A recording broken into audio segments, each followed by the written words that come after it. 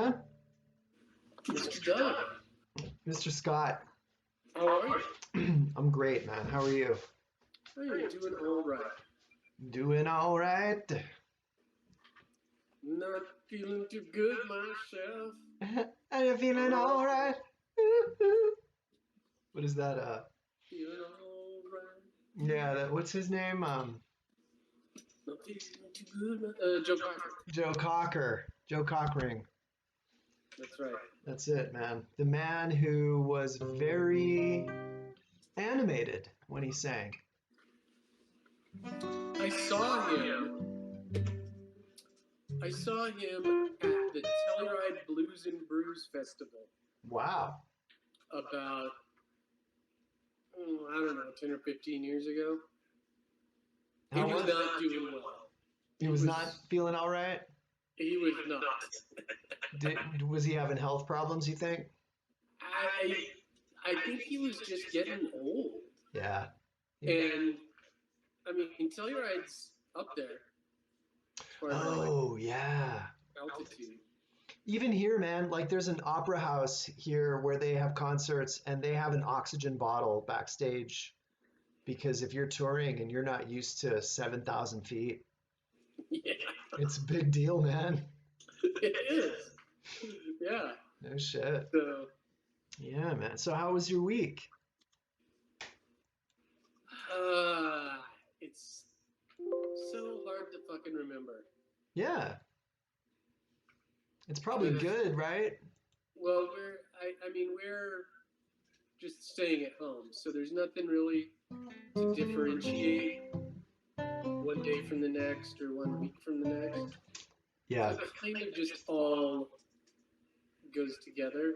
Did you guys go through the sourdough bread phase? We didn't. You didn't do that? We didn't do sourdough. I was looking at it when it was going on, thinking maybe, but we have been through some food phases. Yeah. We went through a Pringles phase. Oh yeah. We went through a chocolate pudding phase. Oh my lord. We went through chip and dip in the evening phase. So just like we'll get on these kicks and do this thing over and over again. That sounds great. That sounds great. So, what would you like to start with today? Well, this week I have played some chords. I have done the Pentatonic several times. And the vocal one, I don't know what, does that have a name? Vocal warm-up. Vocal warm-up. I've Yeah. done a vocal warm-up a couple of times. And that's kind of what I've done over the last week. So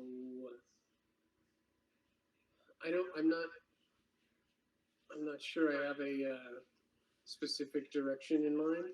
Okay. Out of all those things, were you feeling anything more than the others? Were you into anything more than the others? I mean, it was the Pentatonic was, I think, fun because it was new. It was something I hadn't been doing before. Yeah. So, and I tried some noodling around on that and just picking out different notes. Did not come up with the next great riff. That's not easy to do, man. But you never know. You never know. I mean, look at all the great riffs that Jack Black did, and they're pretty simple, you know? Or Jack White. Sorry, Jack White. Jack White. Yeah. Jack Black, I don't think he plays guitar. He does. Does he really? Oh, that's right, he does. Yeah, he does. He plays acoustic and sings with Tenacious D. Folk metal. What's that? Folk metal. That's it. Yeah. I remember teaching one of those songs a long time ago, the greatest song in the world, Tribute. Yeah. Yeah. Good stuff. Good stuff. Well, And then I've always liked Fuck Her Gently. oh yeah, I forgot about that one. He's amazing, man. Yeah, He's a national treasure. he's fucking great. Yeah, loved him in School of Rock, all of it, all of it. They recently did, Tenacious D did a version of the Time Warp, No. and they got a bunch of guest people to come on and do bit things, but he does nothing halfway. He puts every bit of himself out there, no matter what he's doing. Yeah. And that's what he does there. One of the most hilarious things I've ever seen is he was on, I forget, one of the late night talk shows, and he had this little digital saxophone. Have you seen that one? Oh my God. That guy. Yeah, was it I forget his name, but yeah, and it was so funny. Oh my God. And then the band just started jamming with him, and the way he dances, just the whole, he's the best, man. He's the best.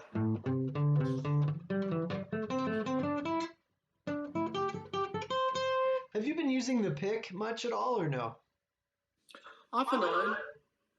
I had started with the pick, and then after talking with you, I switched to thumb, and I've just been doing mostly thumb.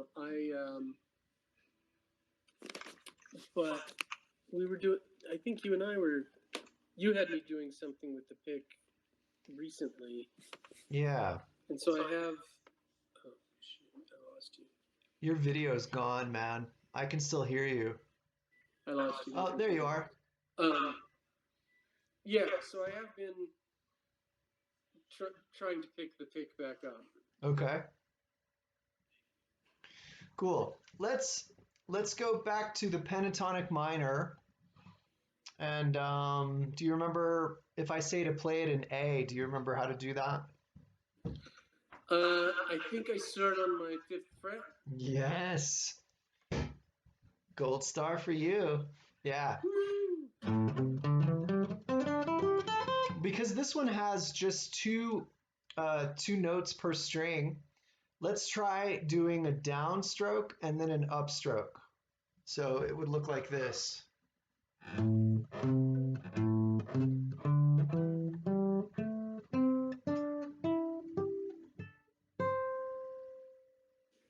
get it? Yeah.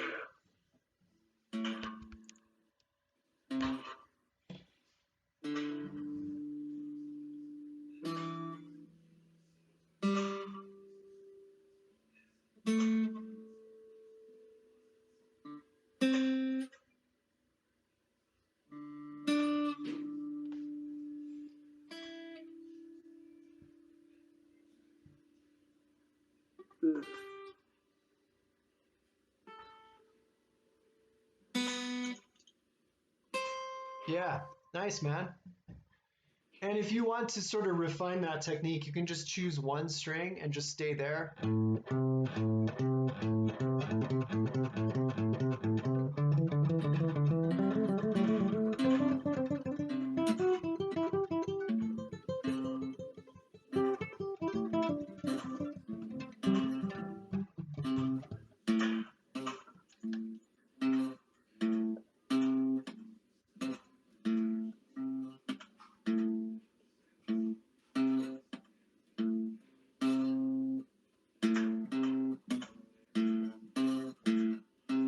Yeah. Man.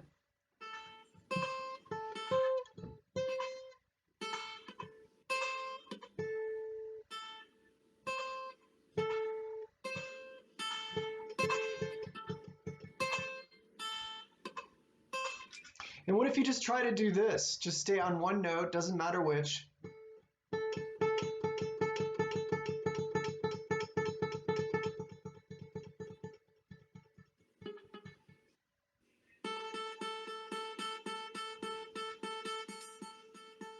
Remember, the trick is to bend your thumb just a little bit. And then you're kind of getting the side of the pick a little bit. Yeah. And you'll have, if you look at my left hand again, you'll have that little, just that fulcrum, right? Yeah.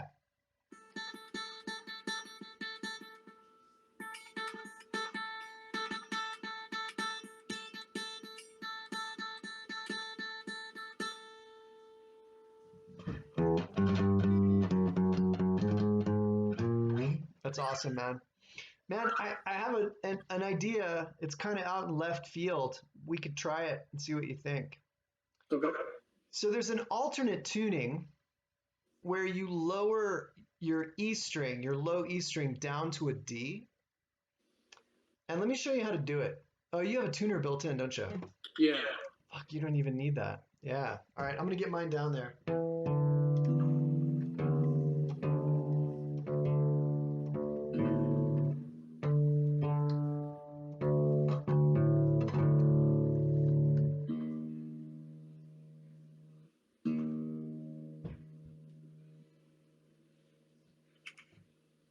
All right. Can you hear it? You're not there yet. You need to come down one more fret. I think you're at D sharp. I think your tuner is telling you D sharp. It should be D.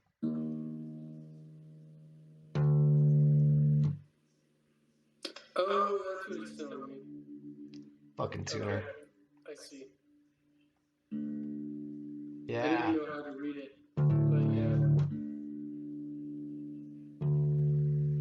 Yeah, man. Okay, so one of the greatest things about D, drop D, is when you play a D major chord, you can play the whole guitar.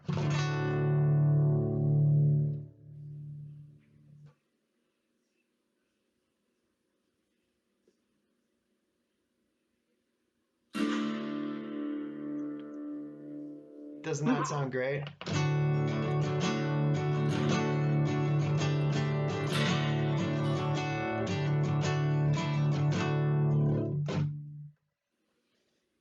Cool. Okay, so what I wanted to show you, what's cool about that is, so you remember the power chord is this shape right here, right? Yeah. When you go into drop D, the power chord becomes open.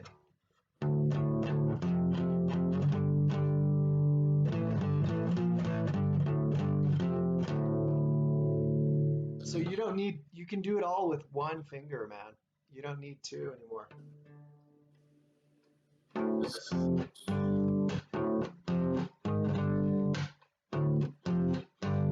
Are you still playing the top?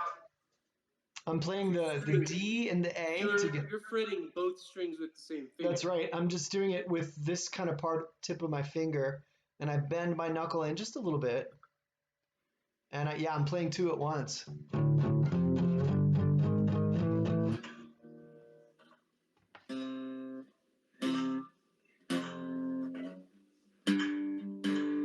Yeah.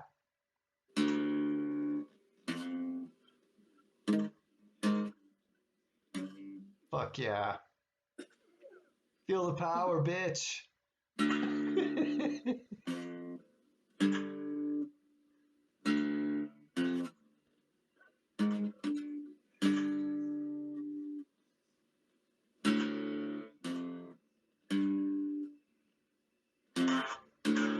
Yeah.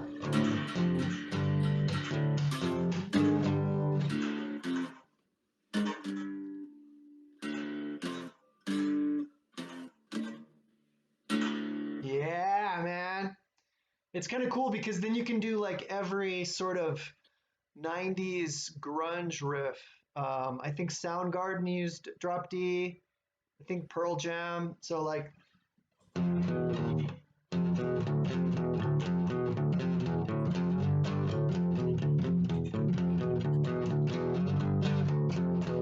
I'm just going 3, 2, 1 or 3, 2, 0.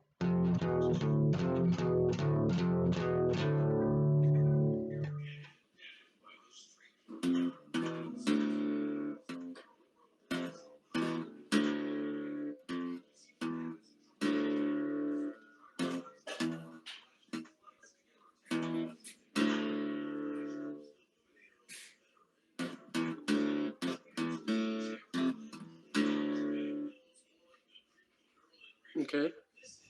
I'm not recognizing that. I think that might not actually be a specific song, but to me, it's like it just reminds me of like 90s grunge. Okay. I never really liked those bands, so I never learned any of that shit. I don't know why. I didn't really like them.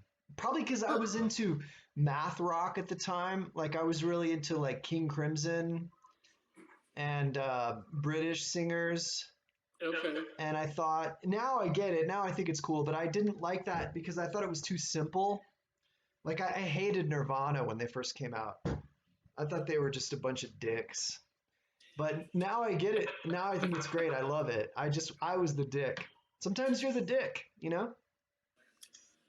I've been listening to this podcast called The Opus, Mm-hmm. and the host deep dives into some classic albums to explore them and figure out what makes them great. And so he started with London Calling, Mm-hmm. and then did Blizzard of Oz, and I've listened to both of those, and then I just started Bitches Brew. But he's also done like Redheaded Stranger and Bridge Over Troubled Water. So it's like all over the map as far as stylistically. And in the Bitches Brew one, he was talking about this. I don't know if it was a guy he knows or a music critic or someone saying when they first listened to Bitches Brew, they didn't get it. But instead of saying like, I don't like Bitches Brew, they were like, why can't I get into this? Because if it has made it as far as someone recording it and a record company releasing it, Yeah. someone sees something in it. Yeah. Why can't I see what other people are seeing in it? That's And he it. said it's just a great thing to think about for any kind of music that you think you don't like.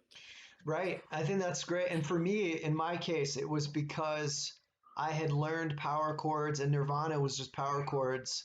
And I didn't get that he was a great writer, that he was a great lyricist, and that he had cool chord changes.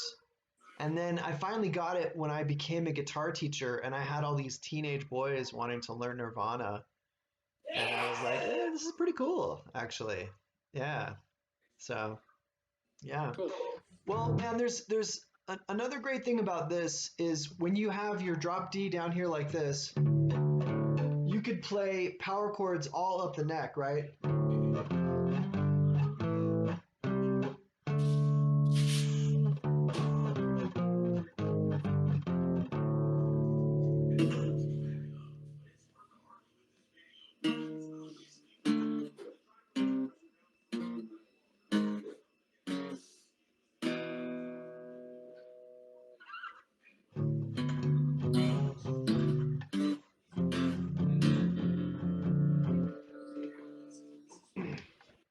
That's right. So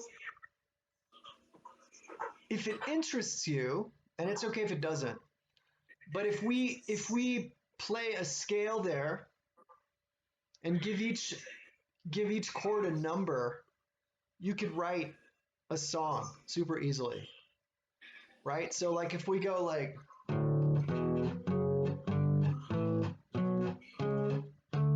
that's the major scale in power chords. So that's 1, 2, 3, 4, 5, 6, 7, 8, right? So take the numbers 5, 1, 2, 1, 2, 3, 5. 5, 1, 2 is that.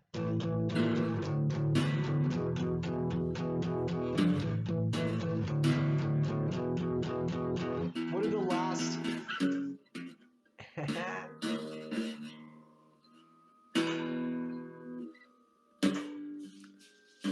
I'm still not very good at picking the first two strings. I get it, man. It takes a minute.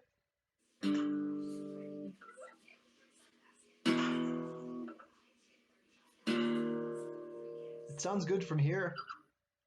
from my house. Cool.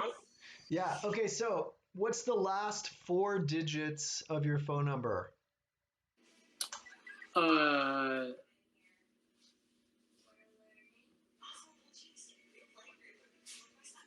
Jesus, I can't believe it's that hard. That's stupid. 4894. 4894. Okay. So 1, 2, 3, 4, 8, 9.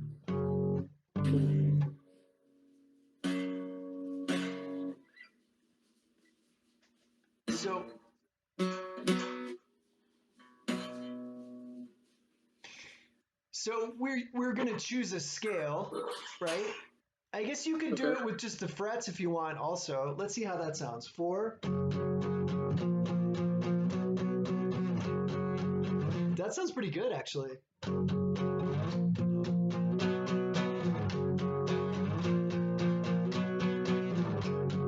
That almost sounds like Pixies or Breeders or something.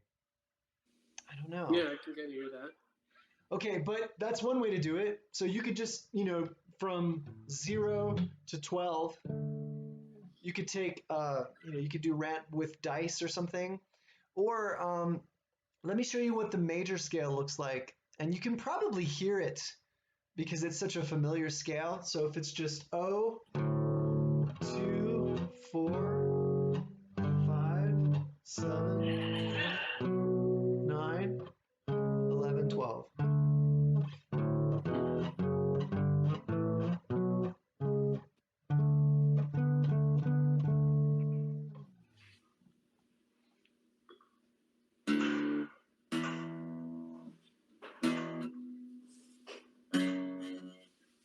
Five, 5.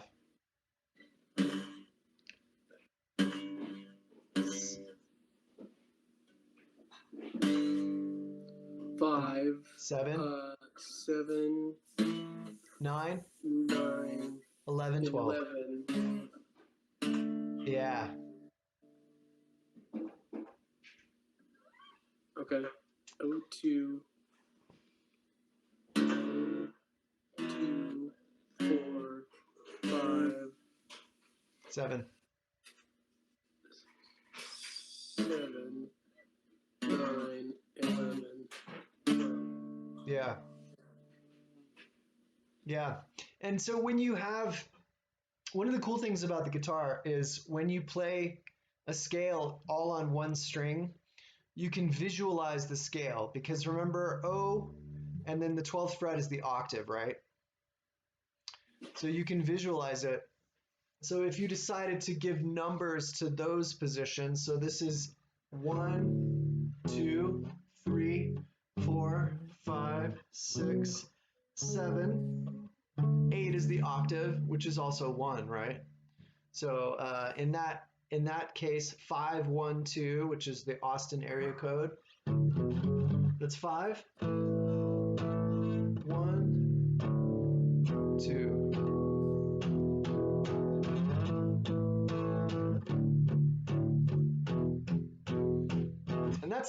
And that's a song right there. It's I don't know if that's interesting to you or not. It's totally fine if it's not. Yeah, I mean, what I like to do is if you take a deck of cards and you go like ace is 1 and you go 2, 3, 4, 5, 6, 7, 8, you take out all the other cards and then you can shuffle the deck and you have a random melody generator. And it's amazing, man. I've written songs doing that. And also I have a 12-sided die. So you could do it that way. You could just, each do it by fret. And then when you do it that way, sometimes you might get chords that are outside of the scale and they sound kind of cool and ethereal, right? And again, this is one of the great things about being having listened to music your whole life. So you have a library of what's good and what isn't good, what works and what doesn't. So you can put something together and say, that's bullshit, I hate it. And just do it again until you find something that you like, So that's Yeah. So is drop D mainly used for the power chords, or do people do other stuff with it? People do a lot. People do all kinds of shit with it. All kinds of shit with it. Yeah. I think it's my favorite tuning actually. Nick Drake used it a lot. Do you like Nick Drake? I'm not sure I'm familiar with Nick Drake. He had that song Pink Moon. No, Let me show you. Not sure. So he tuned two strings differently.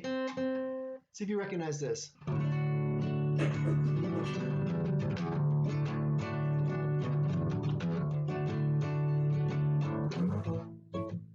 saw it written and I saw it say, Pink moon is on its way. And none of you stand so tall. Pink moon gonna get you all. It's a pink. It's a pink. Do you know that one? No. Interesting. Yeah, it was a really big. It was a Volkswagen car commercial in the 90s. He recorded it in the 70s, and he just did really cool alternate tunings. Nick Drake, really kick-ass guitar playing, cool vocals. So he used it a lot, and so I got into it from there. But I like it because you can do really fun things with it. Like, because you have the power chord, it actually goes, because when you go to drop D, then you still have A, and the next string is D, so you have two Ds. So you could actually play the power chord with 3 fingers, or with three positions. So you get an octave in there too, and then you can do like.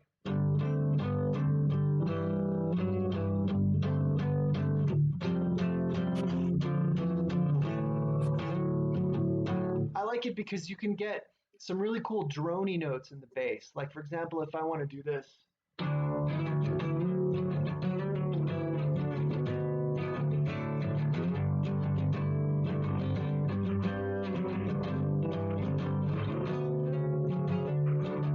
I love having those droning notes in the bass.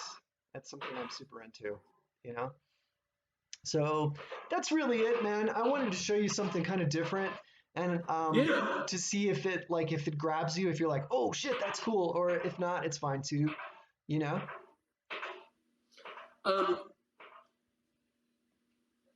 It's interesting. I don't know that it has grabbed me yet, but I haven't really played with it that much. Okay, fair enough. Yeah. So. Yeah, and I'm not married to it. I like to throw different things at you and see, some things you'll be like, holy shit, and other things you'll be like, whatever, let's get out of that, So let's go back into E tuning real quick. Let's bring that D back up to an E.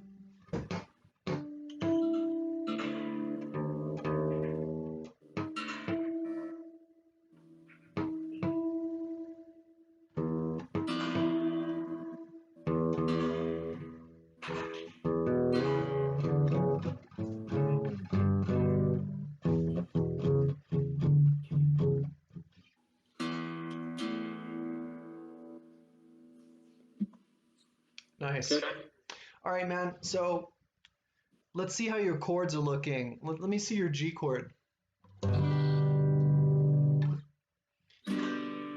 you tilt it? I can't quite see your left hand. I'm sorry.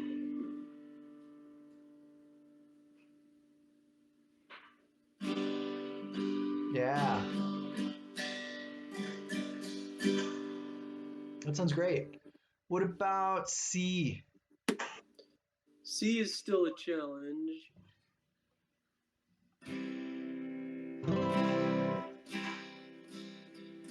It sounds great, man. It's just a weird to get my hand in the position. It sounds great, and you did it quickly. So it sounded great to me, man. And then what about D?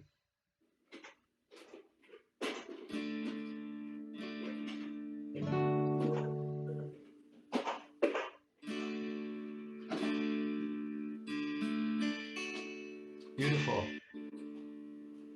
Yeah. Okay, what about E? E major.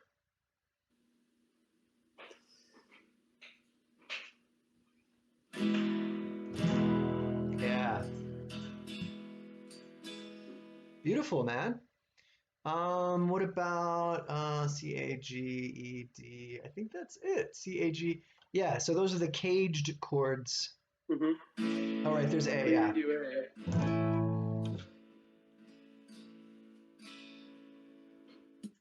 Cool, And man. then A. A minor.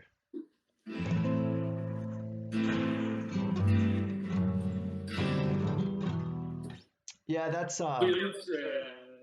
every time I know, right? Every time I think of A minor, it reminds me of this song.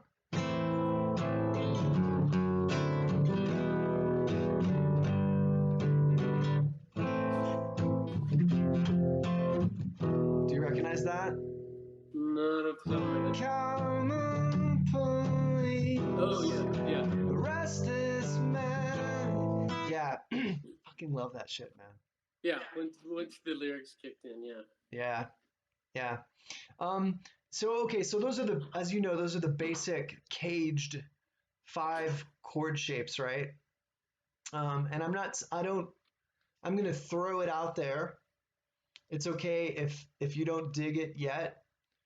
But the other two kind of things are the E-shaped bar chord and the A-shaped bar chord, right? Okay. So I'm just going to show you, just to give you a little taste of it. So if you play an E major chord, but then you finger it so that your first finger is free. So you do it with these fingers. Damn, that was fast. Yeah, that was great, dude. So stick your first finger up in the air, kind of. Okay, strum it. Beautiful, dude. So now if you take this cluster, these fingers, and scoot the whole thing up 1 fret, and then this is F. You put your first finger down. That's the F. Damn, dude, that was awesome. Holy shit. It's not. I can hear not everything's. Dude. Okay. So the great thing about the F, so that's an E-shaped bar chord because you have this E shape and you're barring it, okay? The cool thing about it is you don't have to play, ideally you want it to sound like this, but you don't have to. You can really just do these 4, where you're just playing the first finger, and then once that gets comfortable, then you can apply pressure and add it later. So it's kind of a nice little beginning.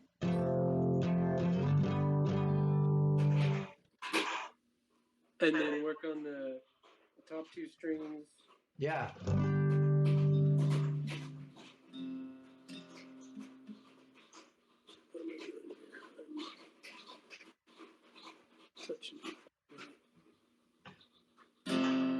Just like that. And so what you can do for now, and because it is tricky to get those top 2 strings with this part of your finger, and that can be really frustrating. So in the meantime, what you can do is if you just lightly rest that finger on those 2 strings, it mutes them. So you can still strum.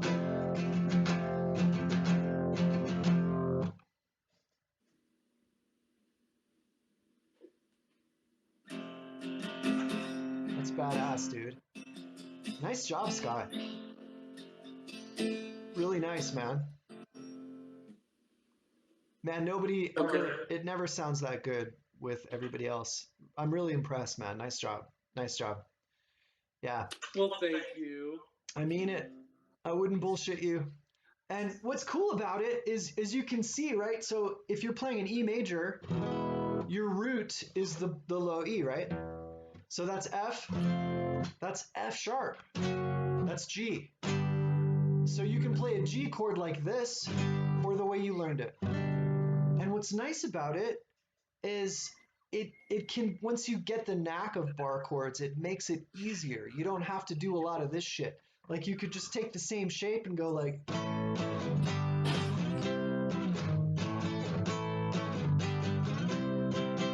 and I'm not doing any of this stuff. I'm just going. That sounds very Kinksy. Right? Hello, I love you. Won't you tell me your name? Hello, I love you. Let me suck Is that your what you were titties. doing? What? Is that what you were playing? I don't know, man. Originally? I was just fucking around. I don't know. Maybe. Okay. Yeah. I mean, it sounds great. Thanks, buddy. Yeah. So that's the thing with the bar chord is there's a bit of a hill, right? But once you get over the hill, it opens up a lot of cool shit, you know? So, you know, fuck around with that if you want. Like, Yeah. yeah. Yeah, dude. And I mean, I guess you don't have to bar everything. Uh-huh. Just the top two and the bottom one. That's right. That's right. And so I like to suggest again doing, so, you know, we would call this a 2/3 bar, because you're muffling these two high strings just by laying your finger down on it, so that you can get some success with that shape and you can sort of memorize it. And then as you go, you'll learn, and it's really kind of hard to teach how to get it to play all those other two strings. You really kind of just have to fuck with it. But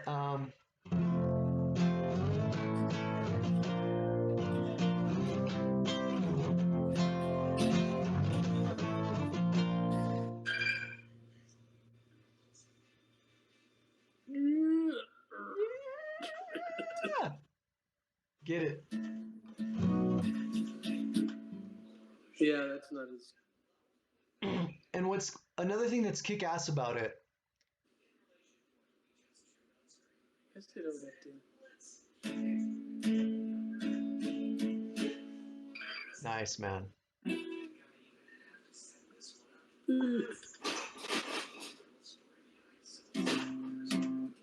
Anyway. Another thing that's nice about it, and this is just extra credit, like, so that's E major. E minor is just that. So then if you're playing a G major bar chord, there's major, there's minor. And then here's 7. So it's cool, you know, it's...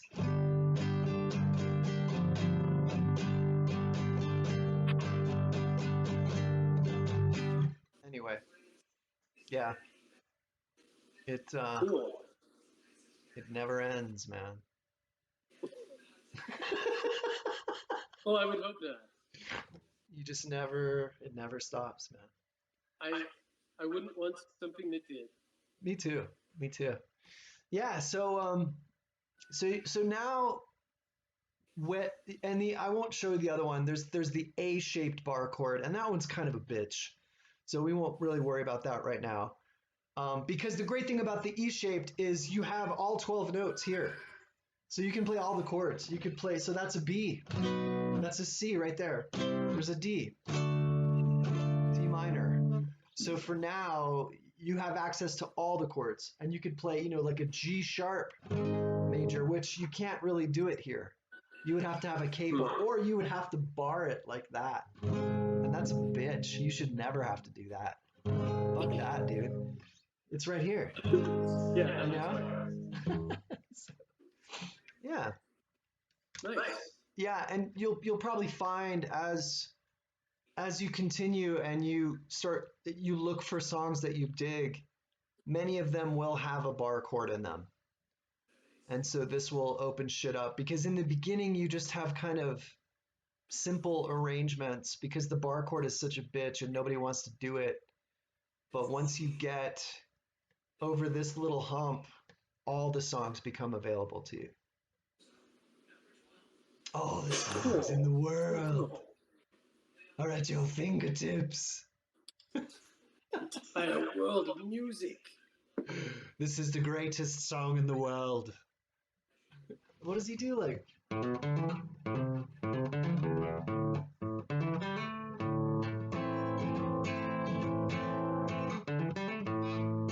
think it's something like that. It starts like that. This is the greatest song in the world. Something like that. Yeah. Yeah. This is not the greatest song in the world. This is a tribute. Yeah. All right, man. Do you have any questions? Nothing off the top of my head. New stuff to think about, new stuff to work on. Yeah. So that's cool. Thank you. Of course. And again, man, if you get the chance, maybe like record yourself playing something and then play it back and you can play along with it, particularly with the pentatonic minor, right? So here's something very simple you could do. If with the pentatonic minor in A at the 5th fret, if you go back to the A part of the blues, which is just this, if you play only that, I don't know, for a few minutes, then you could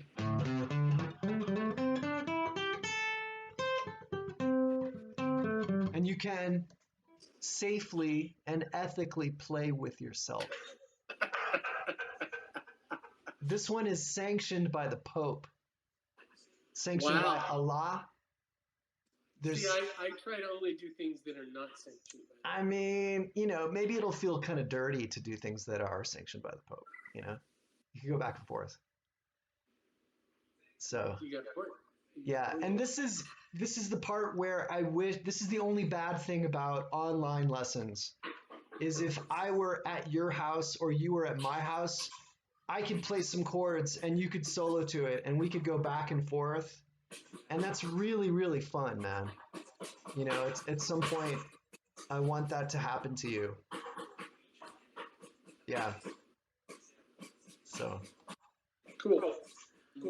All right, man. So I think you said no guitar next week because of Thanksgiving. Is that right? Yeah. Okay. No worries. And then pick back up the following. That sounds great. And I'm just going to throw this out there. I have to go to Albuquerque at the end of, or sometime toward the end of December to take the real estate licensing exam. And I don't know if there's a way to, you're probably not accepting any visitors, right? We have not. No. Okay, yeah. Okay, then I would love to get together with you. There's no way to do it, right? Like, do you have a sliding glass door, so like I could be on the outside and we could jam together? Depending on the weather. I'm gonna be in town, man. And like, of course, I don't want to expose you or anything, but if you can think of a fun, creative way, I'd love to jam with you, man. Well, I will think about it. Okay. Sweet. And thank you for understanding the limitations I'm playing with. I get it, man. I take it very seriously, and I do not want to fuck around with that. Yeah, I appreciate that. Thank you. Of course, man. Of course. All right, man. I'm gonna peace on out of here. I'll see you soon. Peace, dude.